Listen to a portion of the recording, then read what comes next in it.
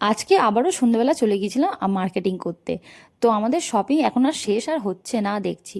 আর এই সামনেই বেলুনগুলো দেখছো, ছোটোবেলায় এগুলো কি ভালো লাগতো, এখনও ভালো লাগে, তবে এখন তো আর কেউ কিনে দেয় না গো। তো যাই হোক, কথা বলতে বলতে দেখো মা দিদি সবাই চলে এসেছে, আর বাবাও আগে চলে এসছে। বাবা তো স্কুটি নিয়ে এসছে, আর মা দিদি এসছে টোটোতে, আর আমরা তো বাইকে এসেছিলাম, এসে দাঁড়িয়েছিলাম ওদের জন্য।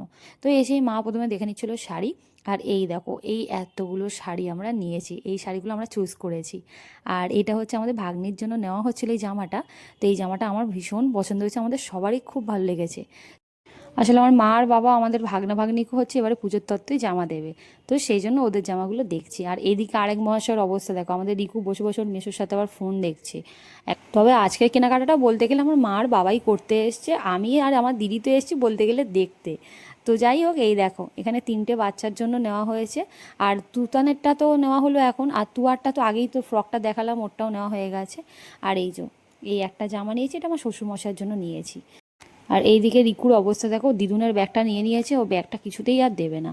তো যাই হোক, আমাদের শপিং কমপ্লিট, এবার একটুখানি মিষ্টি খেয়ে আর বাড়ি ফিরবো। আর হ্যাঁ, আমার ভিডিওটা ভালো লাগলে অবশ্যই কিন্তু লাইক শেয়ার কমেন্ট করে পাশে থেকো, আর ফলো করতে কিন্তু একদম ভুলো না। সবাই খুব ভালো থেকো, সুস্থ থেকো। দেখা হবে আবার নতুন একটা কোনো ছোটোখাটো ব্লগ নিয়ে।